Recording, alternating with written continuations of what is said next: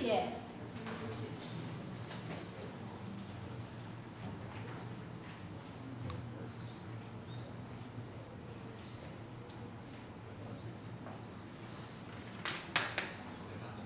180除多少？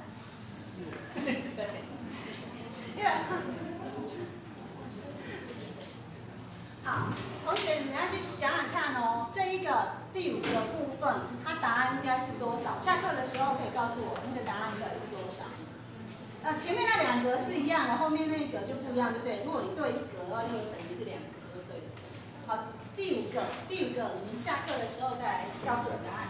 然后现在我们回头来，把上个礼拜的那个部分抓起来，然后呢，因为我们要同学，这个你们如果到工厂里面去的话呢，这个部分不会一开始就叫你们算，所以不用担心。因为常常我会发现说，每次我们那个其实很多厂商要来学校找同学，就是要找公务部门的人都很，大家为什么都那么担心呢？一开始不会给你们那么重的责任的啦，不用担心，最多只是让你们排版，算那个副版的部分哈，所以不会说一开始就叫你们做这么复杂的东西。可是至少你要有这个概念，就是说它要有配比。算马克的时候一定不会很简单，只有一个花色，只有一个尺寸，那它就会因为它的这个排版的长度，因为它的裁刀的高度，就会有不同的变化。所以这个部分的话，也就是稍微有一点点概念，然后把这张拿起来放着，然后你把那个计算方式写在旁边。下次如果你看到的话，你大概就会有概念。那通常在工厂里面除非这个是内销，不然你不可能有120打。它可能会是1200打，它不会是120打这样子哈。好，来，我们回头到那个排版的地方，可是我们今天要再加一个板片进去，然后呢，加这个板片让你们在做档案规范的时候，会有一点，你要把上个礼拜的部分要加进来想哈。好，我现在把题目收回来，我们来看一下。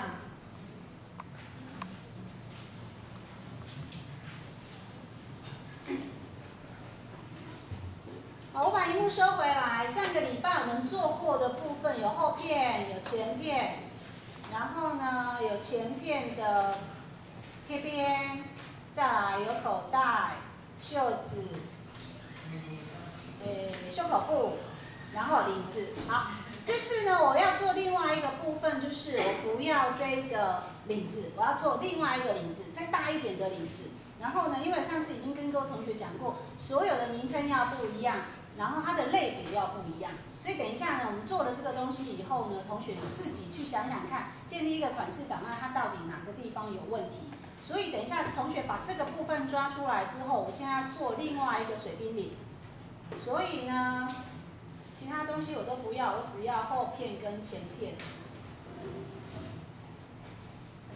好，然后呢，做一个翻转的动作，我把这2片抓出来以后，把这一片。前片的部分做翻转，所以在修改的地方做翻转。翻转的时候注意一下哈，我就是做翻转样片的动作，然后原来是这样，我要把它翻成另外一个方向，翻另外这个方向，把它翻过来，翻成面对面。然后呢，我在肩膀线要对肩膀线，然后画水冰领。那同样的这个动作做完了以后。开始，我要把这2个相对应，以这一条线跟这一条线要对在一起，所以在样片的地方做修改，然后叫做定位及旋转。意思就是说，它的侧景点要连在一起，可是线要跟线对在一起。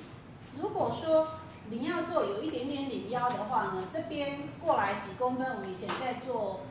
打板的时候是不是下面重叠2公分？那我要做一条线，增加一条线，这个地方是2公分这样。所以通常如果我们做水冰领很简单的，我就直接在线上跟线上相对。那样片刚才说定位及旋转，目标片是这一片，我后片不动，所以呢我选的位置，对不起。好，定位及旋转，然后呢对应点是这个点。线是这一条线，定位片是这一个定位点，然后呢是这一条线。好，同学注意一下，它会开始动，对不对？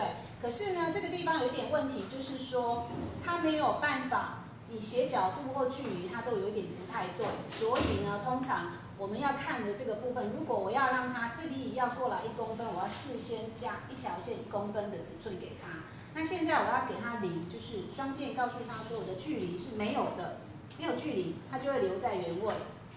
留在原位以后呢，因为这2片我等一下要用它，我希望它不要动，那就是样片在做修改的时候告诉它叫定位不定位。你看这2个都没有定位，对，你选它，按右键，它就已定位。你怎样去动它，它就都没有用哦。好，我把这一个全部都取消以后，你滑鼠怎么动它，它都不会动。那这个等一下我们就要把这一片拿来做水冰里的鳞片，所以请同学现在把它做到现在我画面这个地步。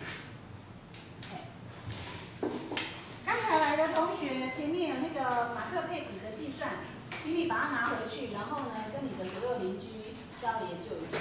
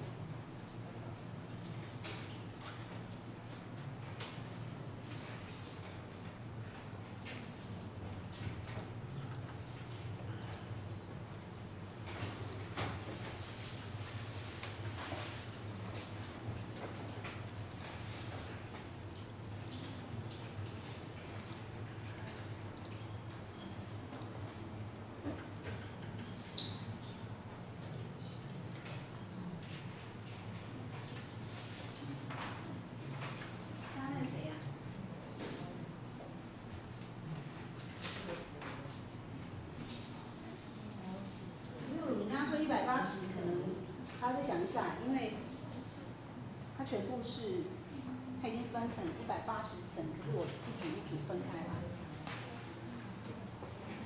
已经变成3材了，所以每一材上面的层数是我一次拉60层，那我的红色要拉几层，蓝色要拉几层，白色要拉几层，是要用不是用180去写。所以你就想，不是用180，要用什么去算？打120打是件数，它一次是8件，那所以是不是你不可以用120，你要用件数去算它，因为它一次排8件是件不是打，所以你必须要把120打变成是件数。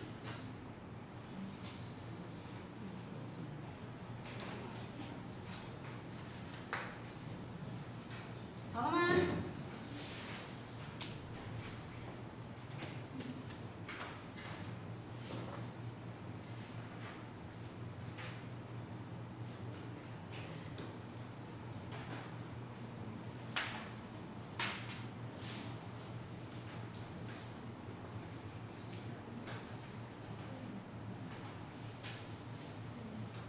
如果你现在想不透的话呢，你先把它放在旁边。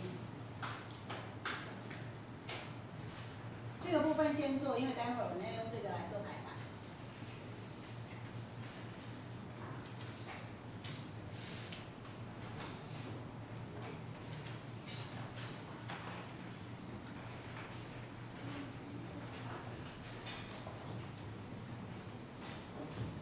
是后片不动哦，前片动，因为后片我们是把那个布料是后中心是直线的，所以是后片不动，前片移动。